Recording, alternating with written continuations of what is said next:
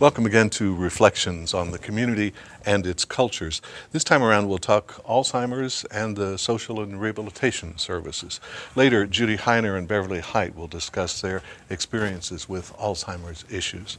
First up, Diane Myers will fill us in on some of the services of the SRS. That's coming up on Reflections.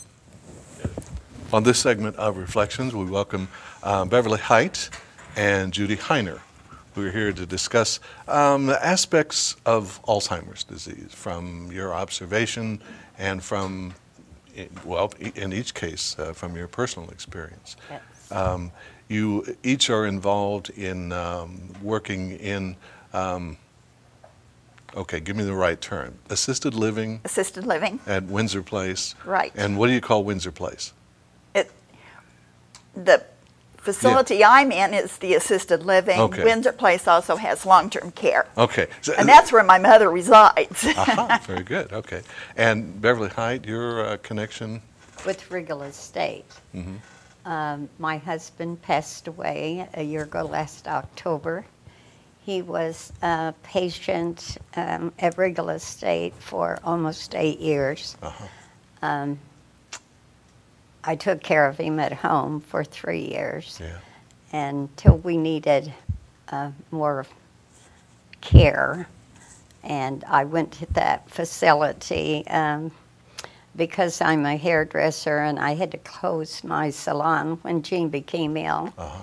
And I went to the salon at Regal Estate, and I still go there. Uh-huh.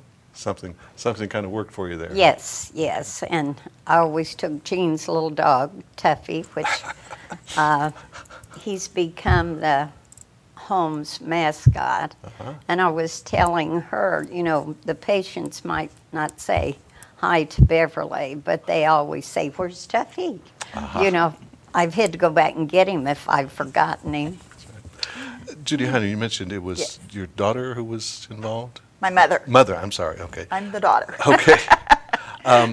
With Alzheimer's, and something Beverly said that basically because she had to devote so much time to working with her husband that her career sort of disappeared and then reappeared.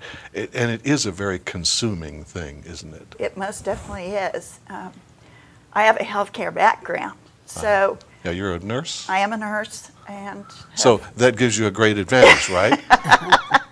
most people think that. Right. Until it knocks on your door. Until it hits home. And, you know, nurses are probably the worst about accepting that there's something wrong with a family member. And as I look back, you know, my mother showed symptoms probably about the time my father passed away. And she was living alone in northeast Kansas. And I'm living here in southeast Kansas, 200 miles away. And, you know, the thing about Alzheimer's patients initially is that they'll carry on a conversation. And unless you are with them for a long period of time, you don't recognize that there's something going on.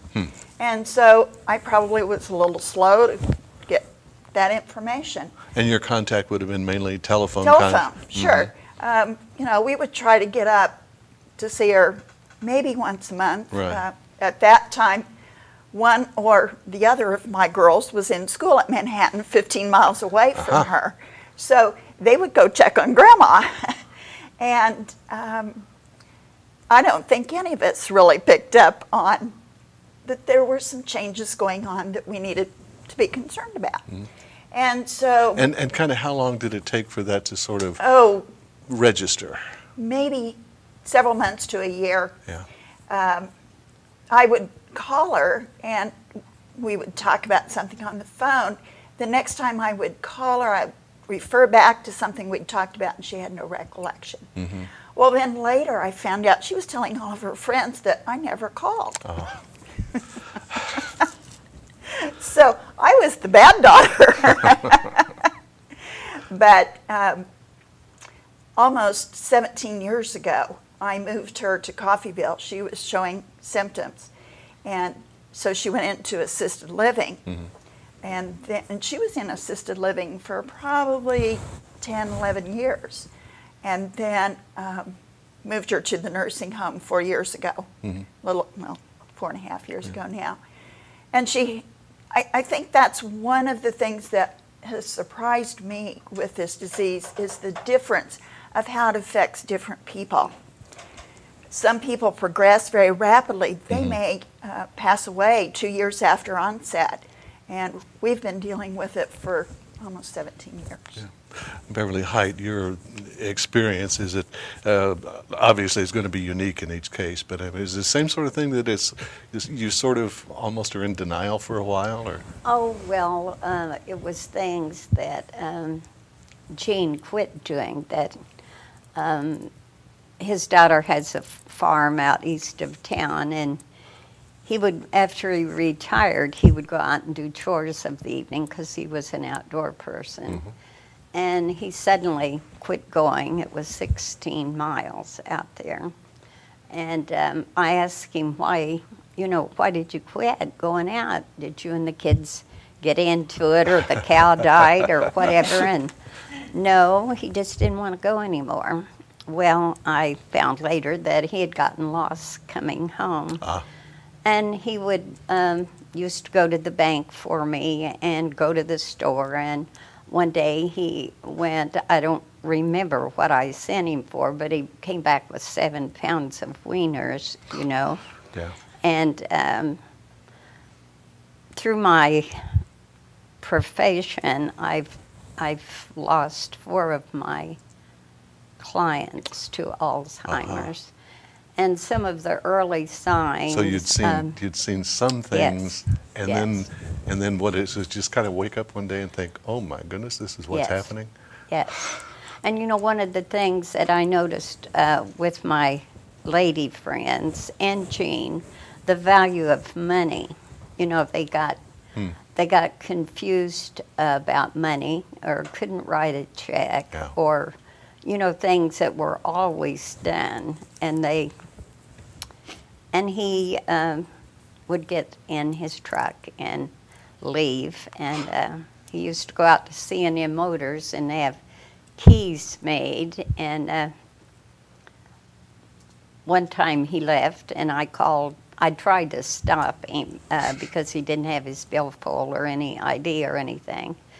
And I called the young man out there, Todd, and told him Gene was coming. And Todd called me about 20 minutes later and said, well, he hadn't gotten here.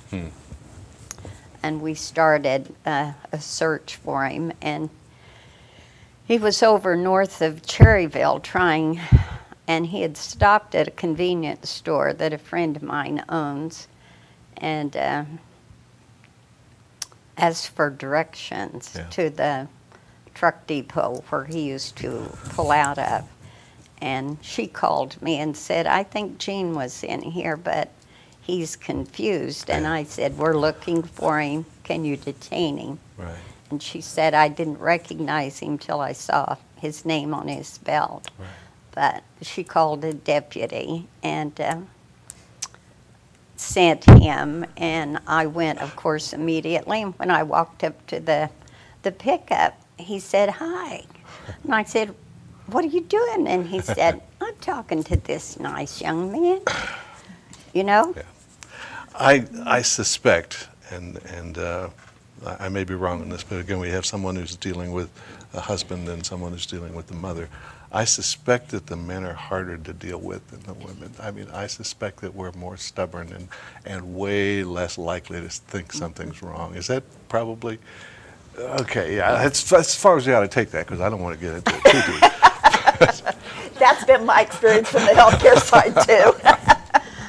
Once a person shows signs of Alzheimer's, and again, the signs can be very wide and very varying in intensity.